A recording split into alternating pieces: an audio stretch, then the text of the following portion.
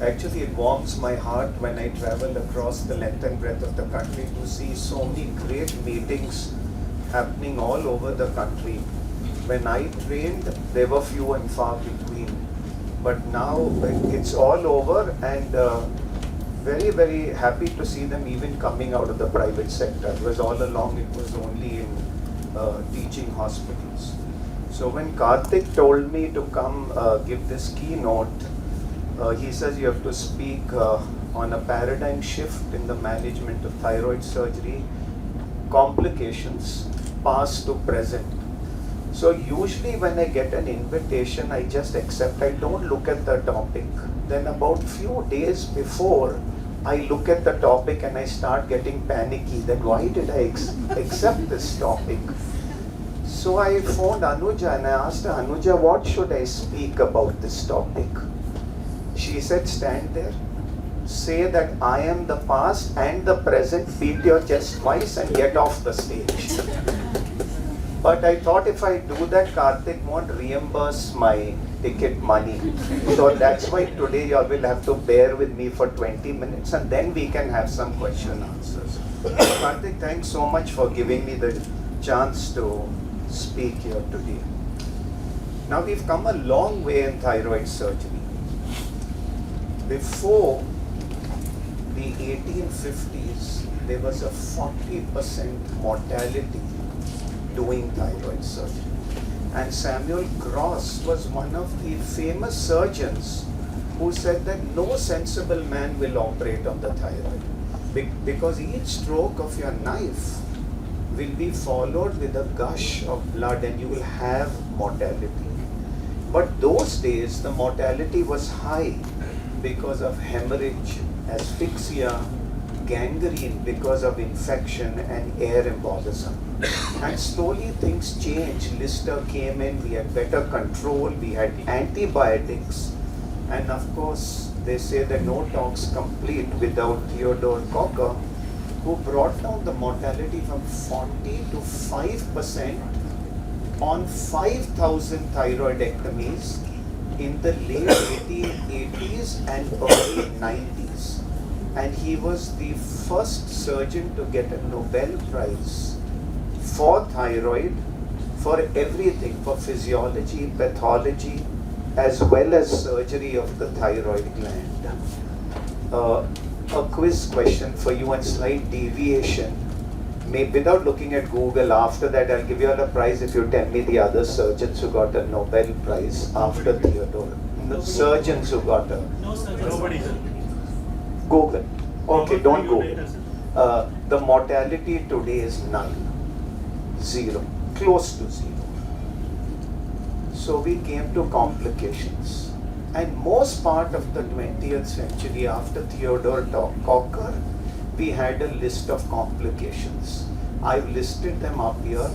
In the old books, there was also hypothyroidism, and there was hypothyroidism, and the other one was thyrotoxic storm.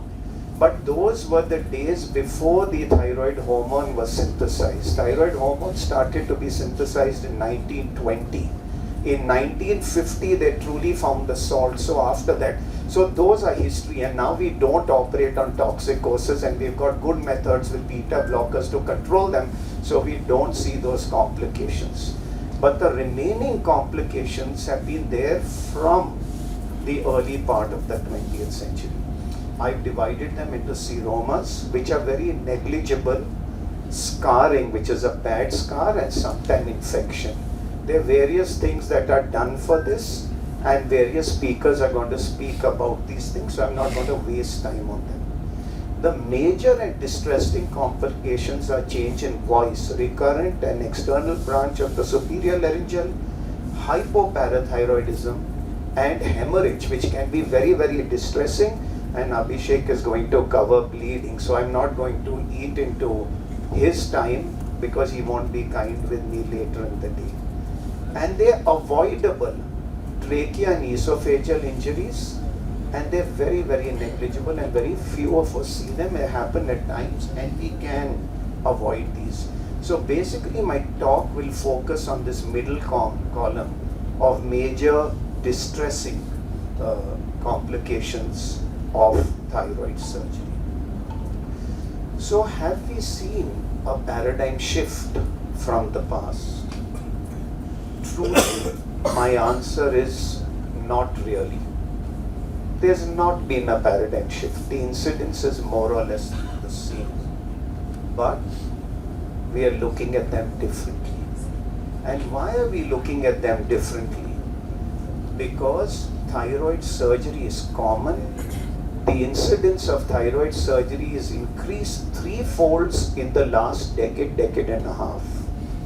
It's a fascinating surgery. Its complexity is underestimated.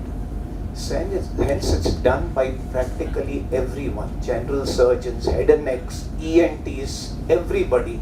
Nowadays even maxillofacials are doing thyroid. Whatever the indication, 90% of your patients will live many years, even with advanced cancers, 3 years, 4 years, 5 years. The complication rates permanent are rare, less than 5%, but severe impact on the quality of life. And that's why we are debating a day and a half, 2 days only on complications of thyroid surgery, because the impact on the quality of life of the patient is tremendous. You screw up the parathyroids, the patient is taking 14 tablets of calcium daily for the rest of their life. You fix the vocal cord, they'll be cursing you all their life when they live. So you have to be very careful when you do thyroid surgery. Now when you look at thyroid surgery complications, medico-legal, one of the highest number of malpractices in our specialty is following thyroid surgery. Recurrent laryngeal nerve injuries are the most common that they take you to the cleaners. And malpractice is judged in favor of the person who files the suit against you when two things happen. There's improper counseling. So please counsel your patients well. Even Greg Randolph showed you up to 5%, 4.2% will have malfunctioning of the cord even in the best hands when you do a Hopkins telescopy. So you can't make it zero. Counsel your patient very well. And the courts will not be kind with you if there is not proper diligence. You have not done due diligence, whether it's pre-op, intra-op, or post-op. So you must also factor pre-op into preventing complications. And Greg showed you this slide, but with a little different data. Even with locally advanced cancers, 50% of patients will be clinically normal. They will not have a fixed cord, they won't be coughing blood. 50% will be normal. So you will do an ultrasound, you will go in and you will have a lot of issues. And if you have not assessed that patient properly, you will damage cord, you will damage trachea, you will damage esophagus. So I say forewarned is forearmed, and you must know which patients may have advanced cancers and could be a surprise. And looking at clinical factors, age over 50, nodule size more than 4 centimeters, and an aggressive histology should warn you to do further cross-sectional imaging. I have a patient who's a 34-year-old boy flown in from Singapore to meet me, operated at a big center there. They have operated him, found the nerve encased and tracheal involvement, and they've flown him 1 week after surgery at a good center in Singapore because they didn't image. The size of the nodule was 6 centimeters. So have a low threshold when you have a larger malignant nodule to do a cross-sectional imaging. Read your sonography very carefully. If you can see more than 1 millimeter of normal parenchyma around your nodule, then you probably don't have extrathyroidal spread with more than 90% accuracy. But if the tissue is less than 1 millimeter touching the capsule, the probability of having extrathyroidal spread is high, ask for cross-sectional imaging. So when your sonologists report, they will tell you thyroids 1, 2, 3, 4, 5. Guys in medical college, Purushottam and all will ask them what is ACR, what is different from ATA in the staging, thyroid's nomenclature. No one reports on whether it's abutting the capsule or no. And I put up 2 illustrative sonographies, the A and B, to tell you, and I'm sure you can see the nodule very, very well, the capsule, and you can see that. So please ask your sonologist to report this. And lastly, look for this abnormal sign. Your sonologist should tell you that the innominate is not good. And then do a cross-sectional. You can see the vessel down there. You can see the esophagus and a classical non-recurrent laryngeal nerve. So forewarned is forearmed. Please predict variability in anatomy and exothyroidal spread before you go into the operating rooms.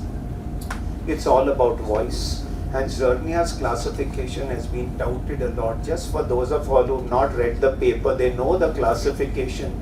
Zernia did this on 15 cadavers, 30 patients, small number of patients. He said 37, they were fresh frozen before rigor mortis set in, but he cut the strap muscles. That changes the position of the thyroid as well. But the point that he made is that 37% of nerves are at risk because they come close to the pole. So even if you hug the pole, you can damage the nerve. And if you look at literature, the incidence of this close nerves ranges from 15 to 65%. So in up to 2/3 of patient, it can be touching the pole or within harmful distance from your dissection. So damage of the external branch of the superior laryngeal ranges from 14% all the way to 87% if you do stimulation with your IONM. So it's an important branch that you must look out for. Now the important points when you do this dissection to prevent it. It's not symmetrical on both sides. In Zernia's paper, over 50% was not symmetrical. So be careful about variations in anatomy. Large goiters may influence where the nerve is. Zernia said it doesn't, but there are enough papers that show there is. And Greg Randolph told you that itself, that if it's a superior pole tumor, it will be closer to the nerve. So be very, very careful. And I use a different approach than for superior pole tumors. Otherwise, most of us go to superior pole first. In those cases, I sometimes come to superior pole last so that I can put good traction and save the nerve. Also remember that when you work in this space or the space of Reeves, don't keep poking there, because very often the nerve is subfascial.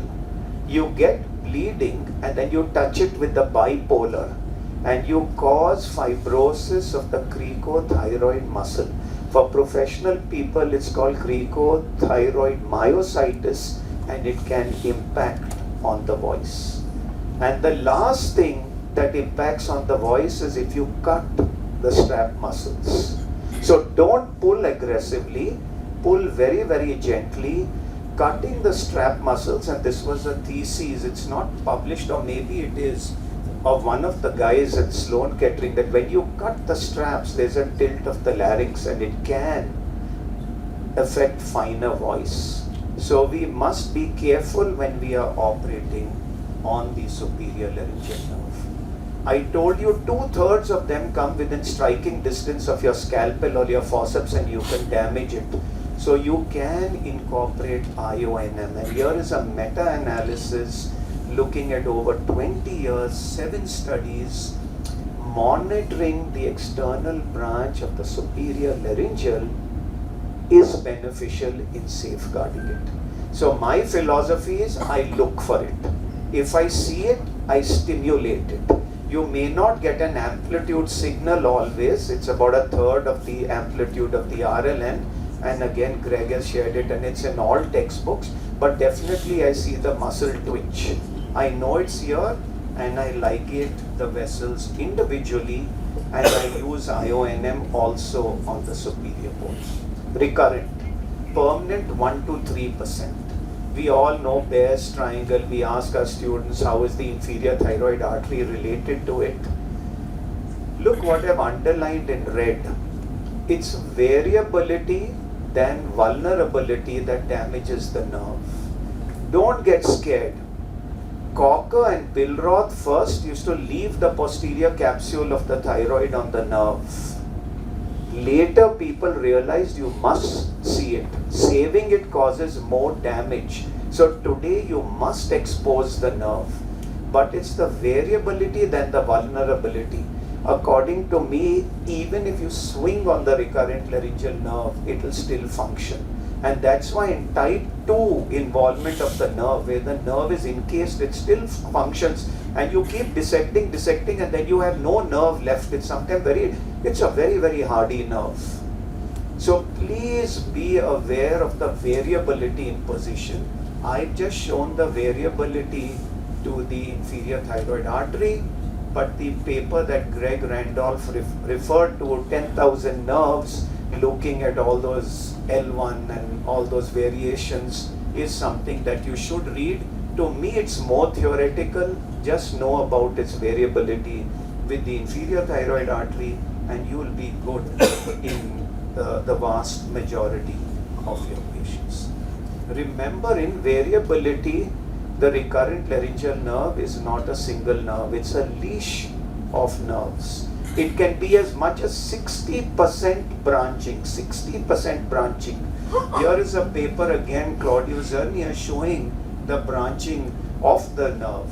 Now remember, if you have the inferior thyroid artery transversing this way, branches below that are usually sensory. Branches above that are motor. So above the inferior thyroid artery, please do not clip any branch. And if you finally give patients a quality of life questionnaire, dysphagia or difficulty in swallowing is one of the complications following thyroid. One is because of adherence of the scar to the deeper tissue. It could be because you have cut the strap muscles.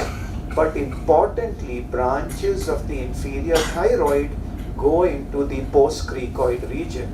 And if you damage those branches, you will have some degree of dysphagia. So when you're doing fine surgery, please preserve every branch, even if it is sensory. Now I don't have sound here, I asked for it, and this was a classical example of showing you a posterior slender branch that gives the signal and the anterior branch does not. And you would go and save that big branch and have hostess post-op, and you'll tell your juniors that we saved it, just give steroids and Deflacort and it will come up, but it never comes back. Because you must see the branching and realize which one is motor, and I apologize for no sound in this. Now Karthik asked this question, do we do a lateral approach, an inferior approach, or a superior approach? The best approach, where the recurrent laryngeal nerve is most consistent, is the superior approach. Where it enters the larynx is known as Wang's point. And there are various variations, and I'm not going to waste time on that. And from Lahi's time, they've shown various divisions of the ligament of Berry, 30%, 2 leaflets, sometimes 1 leaflet, 10%. But we won't go into that. But if you do the superior approach, you should be an experienced surgeon. And we do it for substernal big goiters, because the nerve in 16% of people can come over the thyroid. But the negative is that if there's a small slender branch, you won't see it and you will damage it. So if you're doing superior approach, you should be a very, very adept thyroid surgeon. The lateral approach is all that we do, and we do subcapsular ligation. The inferior approach is used when you have revision surgeries. You want to go beyond the last scar of the previous surgeon. Otherwise, we don't do inferior approach, because the chances of damage to the blood supply to the parathyroid is high. Now, there are many reasons why the recurrent laryngeal nerve gets damaged. Traction, But the ones that I've underlined is very, very important. Traction injury, and I've taken this photograph from random. So you sometimes are operating and you have an overzealous assistant who's pulling on the babcock and the thyroid, and the nerve comes anteriorly, you can damage it, more ventral I mean, or it can be just traction injury. So the ways of overcoming that are continuous IONM. There's something now described as medial thyroidectomy and a near total thyroidectomy. So what is medial thyroidectomy? And I read it very often. It's published as medial thyroidectomy. I didn't know that terminology, but I did it.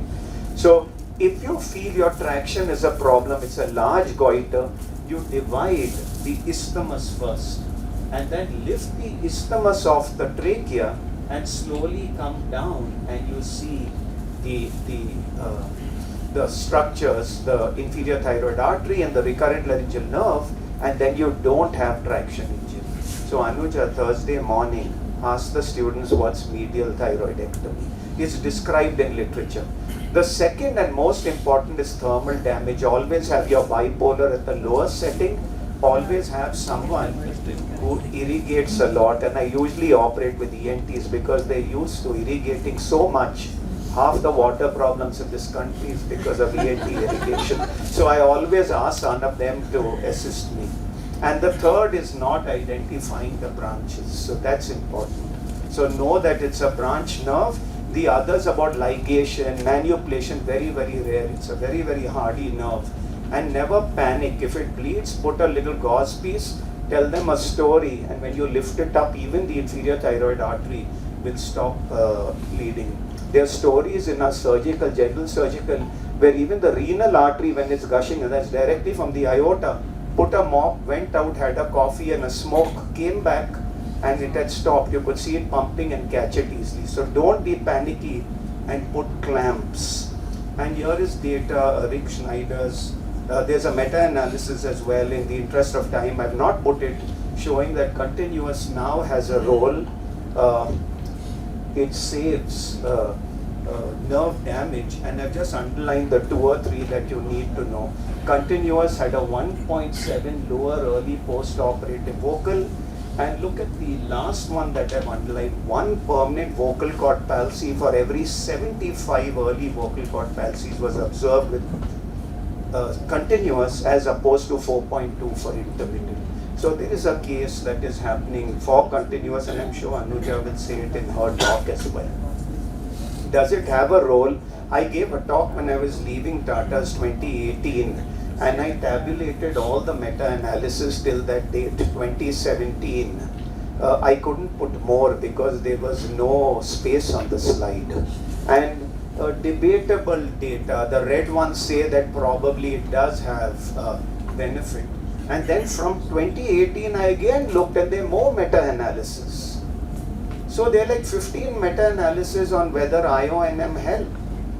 And when you have more meta-analysis, that means it's a little difficult and may not have an impactful role, a very telling role. But yes, you can see in red, there is some incidence of lower incidence of the nerve, temporary nerve damage.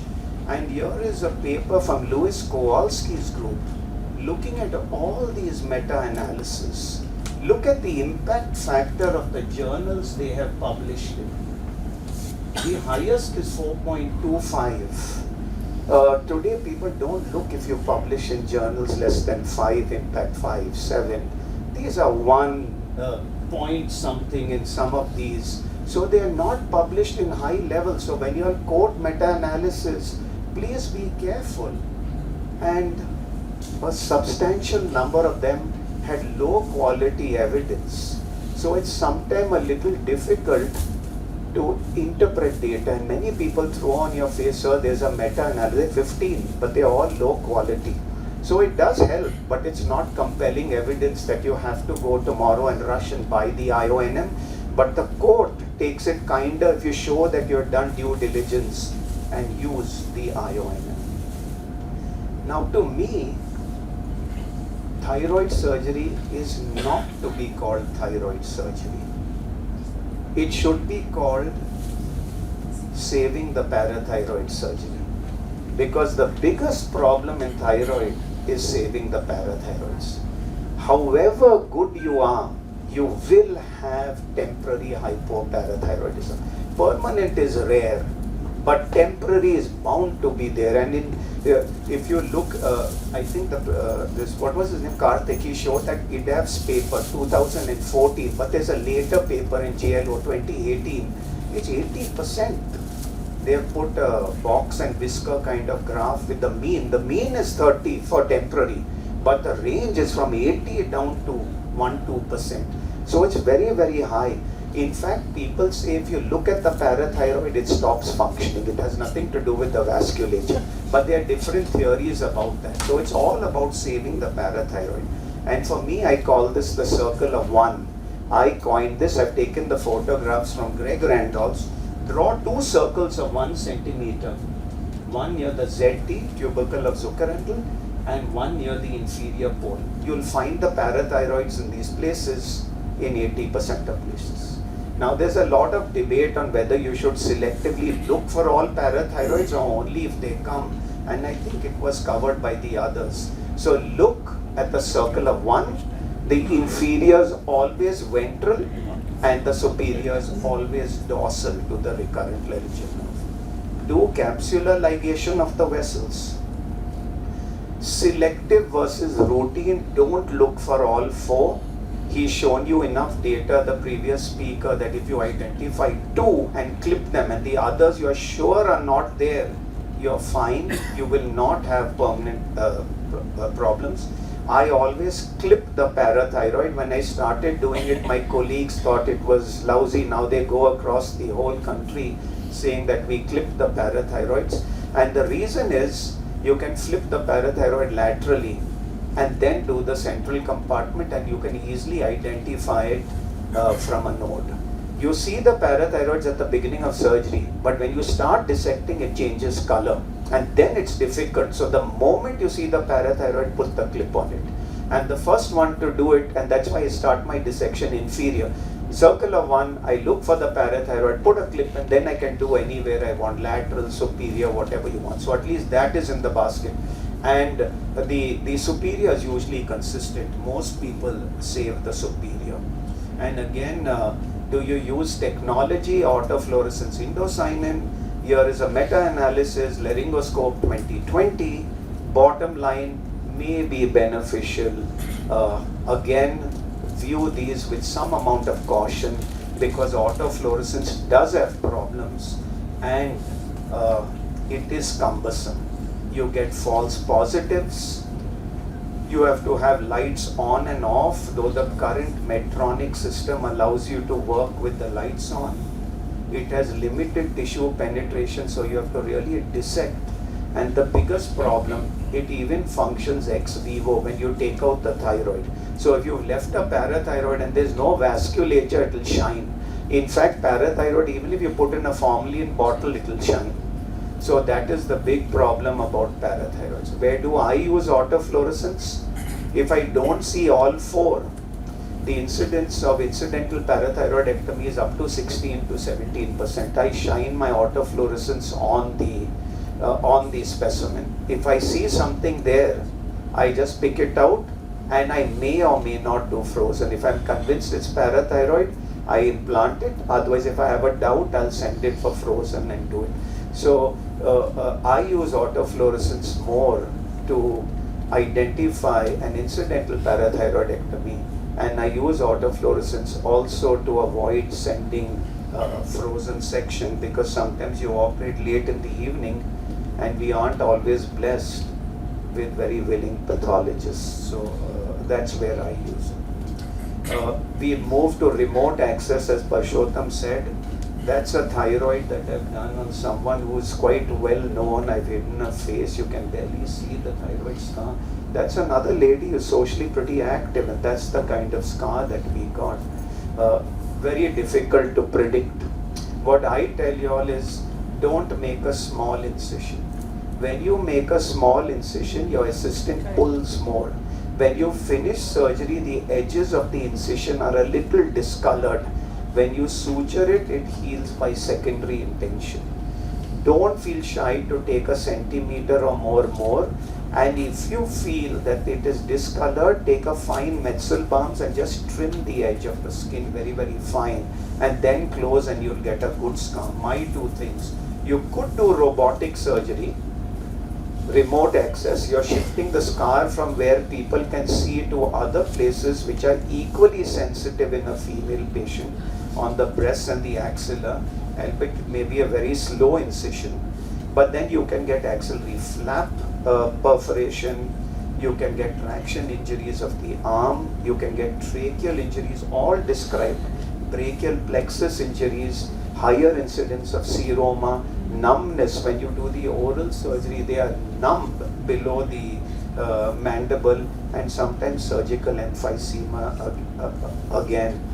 I tried to put this taraju or balance for those of you all who don't know what a taraju is, and I tried to review articles and see whether a bad scar, which is 1 to 2%, is less than all the complications of robotic. But I ran out of time, and it's also very difficult because everybody gives different figures. But you are replacing a scar with other complications, so we do see some shifts in how this goes. So now we've come to thyroid surgery. We said that we have complication. There are a lot of technical advancements. Should we use all of them? That's very important. Modern technology will turn a third-class surgeon to a second-class one. A second-class one will never turn a second-class one into a first-class surgeon. And I must thank Dr. Ashok Shah for lending me this slide. So use technology, but there's no replacement of sound knowledge. And there's something known as the Hawthorne effect. It started in the electrical factory, right, Abhishek, in Hawthorne. It's basically when you know that people are observing you, you tend to be a little more cautious. And one of the implications of the benefits of the IONM and the autofluorescence is the Hawthorne effect. That means because you have the IONM, you tend to operate a little more slowly and more cautiously, and you save the nerve.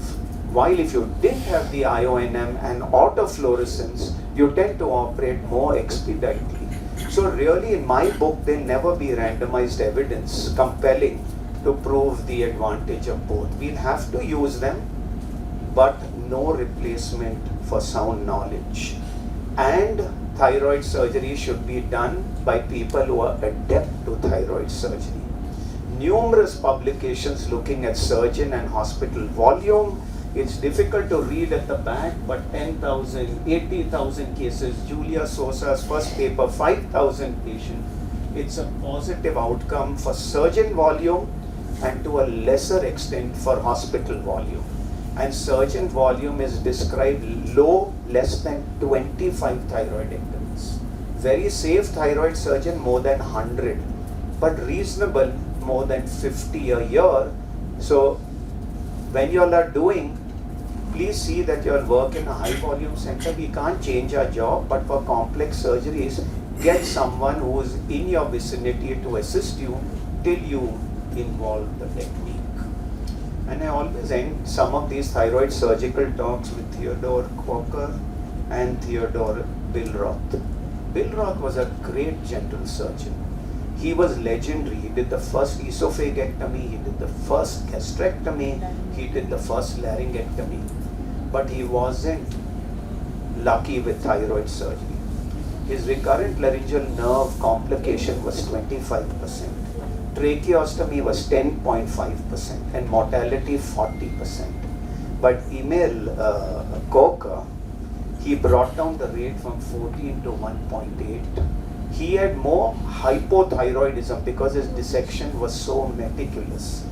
He had less bleeding, he saved the parathyroids, and his patients were happy, and that's why the Nobel Prize. So to be a good surgeon, you must have adequate volumes, good anatomy, and you should be patient like Emil Theodore Coker to get the best results and supplement that with the adjuvant methods that you use. So thank you very much, Karthik. Thanks once again for calling me, and I'll be happy to take questions.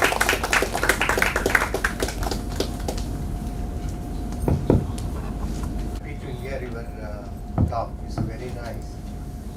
I would like to share the surgery of the thyroid is synonymous of surgery of parathyroids. Surgery of thyroid is synonymous of the surgery of parathyroids, preservation. Probably it is not a problem of recurrent laryngeal preservation. Obviously it will come in front of our eyes. So preservation of recurrent laryngeal is not very difficult. Like as you said, preservation of parathyroid, especially when we do a total thyroidectomy, especially when we do a very advanced bilateral disease with a nodal disease.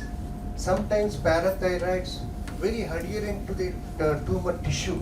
Not only adherent, they are disintegrated into multiple pieces over the surface of thyroid tissue.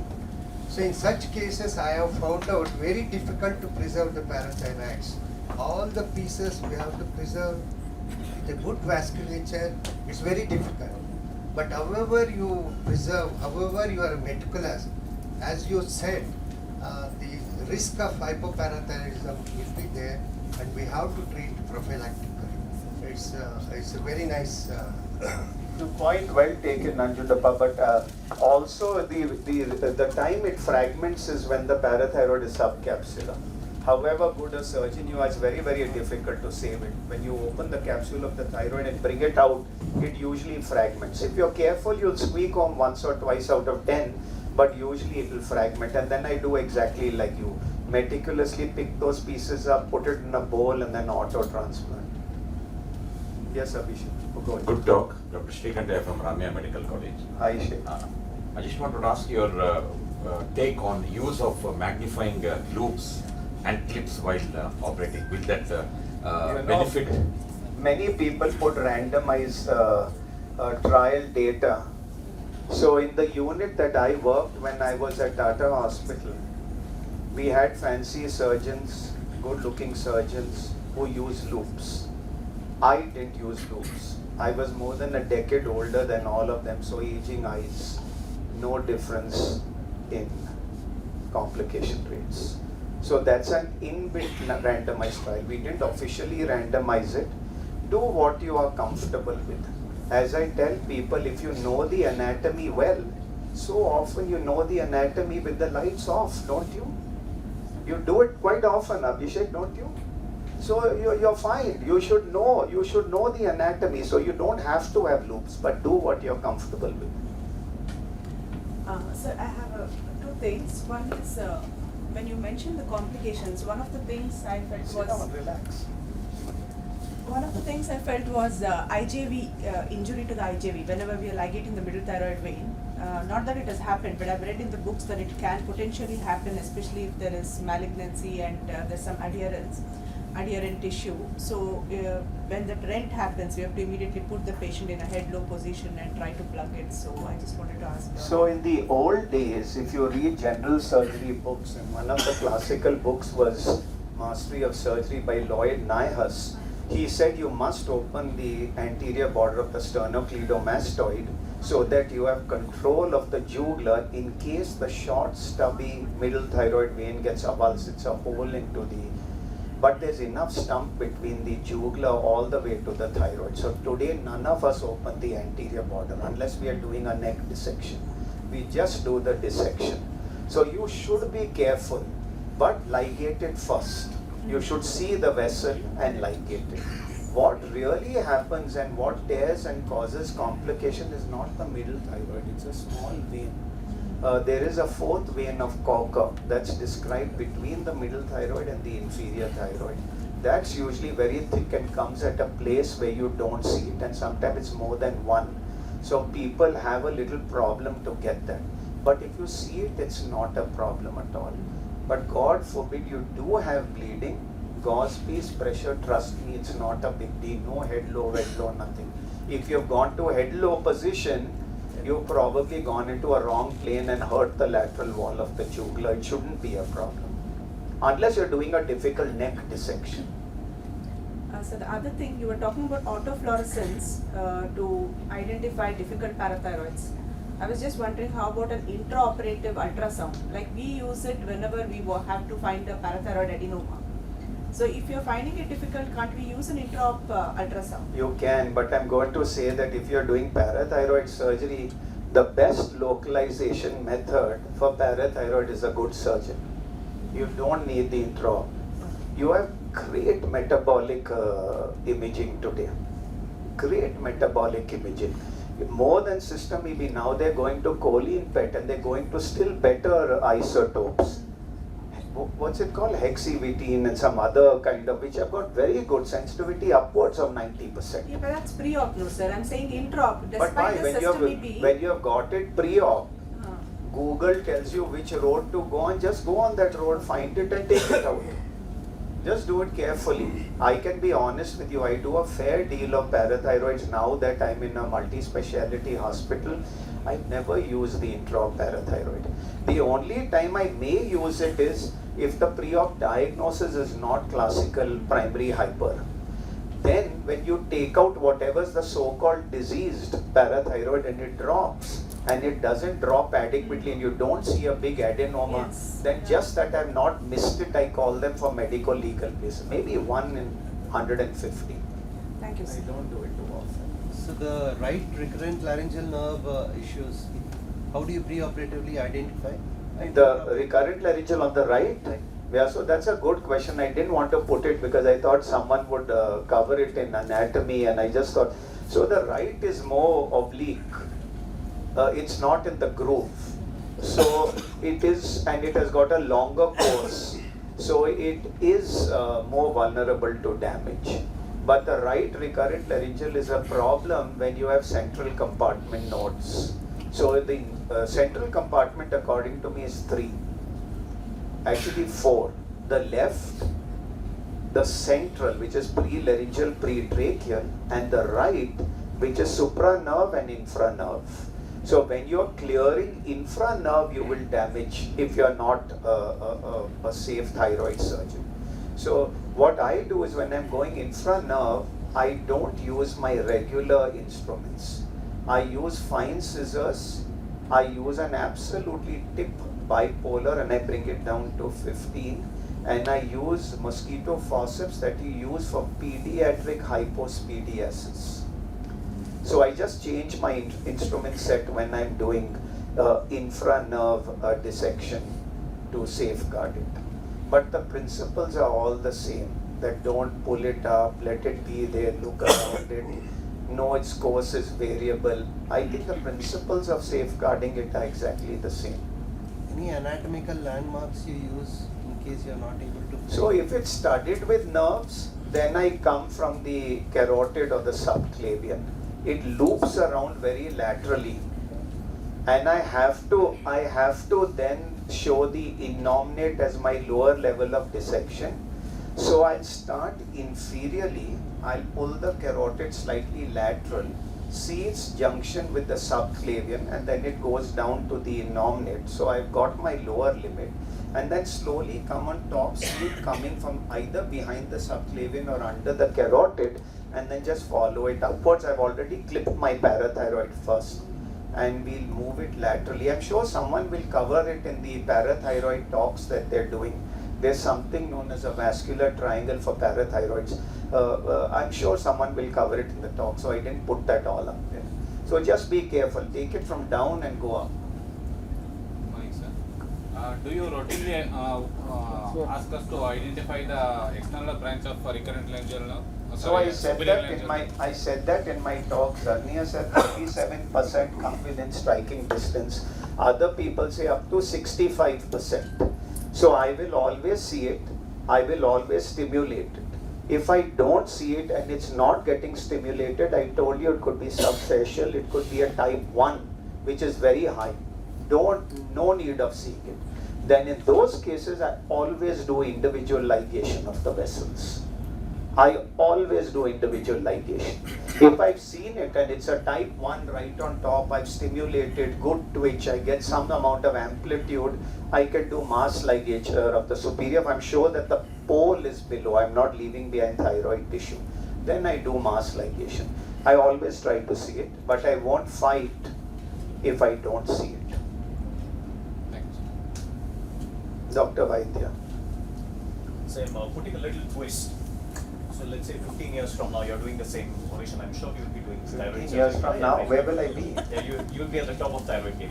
Would you say the new paradigm came in the mid 2020s when these surgeons either started doing active surveillance or started doing USG guided ablation? And that was when the paradigm of decreasing mobility came. Do you think that is, do you foresee that? That means foresee whether open thyroid surgery will be replaced by non-surgical. I see a great role for that. In fact, I see a role stronger than remote access surgery, because there is some sort of a conceptual basis to do it. 10 to 12% of Indian population have nodules and goiters. Uni Krishnan's data from Amrita. Where's our plastic girl? She may be knowing this paper, 2014 publication. In the US, if you look at Framingham study, which is so long back, looking at risk factors for cardiac IHD, we read it in pathology, 8% of people have thyroid nodules.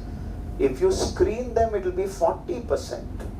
You will have to operate some. The only place I am not sure it will come is in a proven malignancy, because you lose very important data by ablating. You don't get histology. So for me, when you have good diagnosis and you are sure it's benign, I feel ablation will be okay. And the usual things about not posterior, not near cord, not near trachea, I definitely see a future. I definitely see a future. Thank God you said 15 years from now, so I don't lose my little revenue that I make. Okay, the Karthik, thank you very much, guys. Thanks for having me.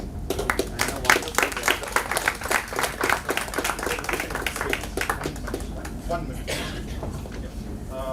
Sir, thank you very much. It is my absolute privilege to extend my gratitude for you to give a talk, oration on paradigm shift in thyroid surgery complications from past to present at Complicon 2. Sir, your talk was not just insightful, it was just like a roller coaster. You have taken from thyroid butchery to thyroid surgery over the years. Honestly, it was very comprehensive. I thought you have covered the topics for entire 2 days.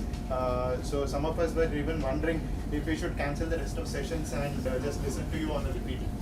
So on a lighter note, when we talk about paradigm shifts, even the Nobel Prize committee needs a paradigm shift too. They should seriously start recognizing surgeons. I have a feeling that they are waiting for Dr. D'Cruz to hand it over to you.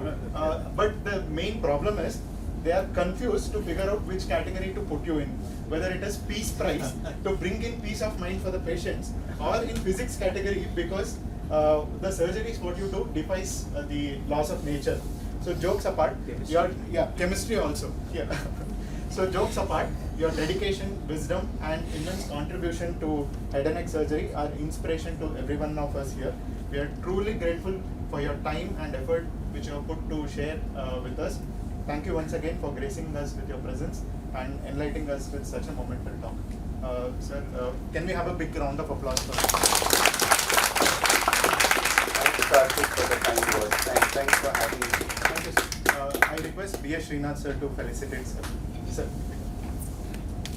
can we all rise?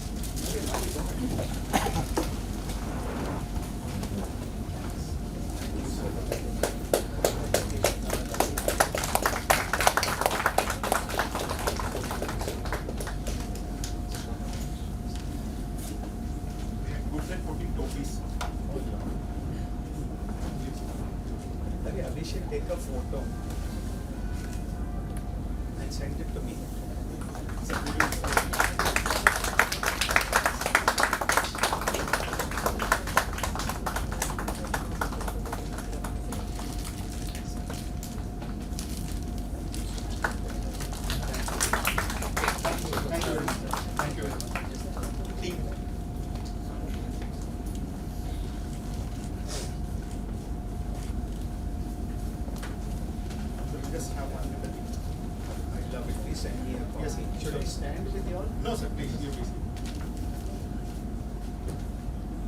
have a round of applause?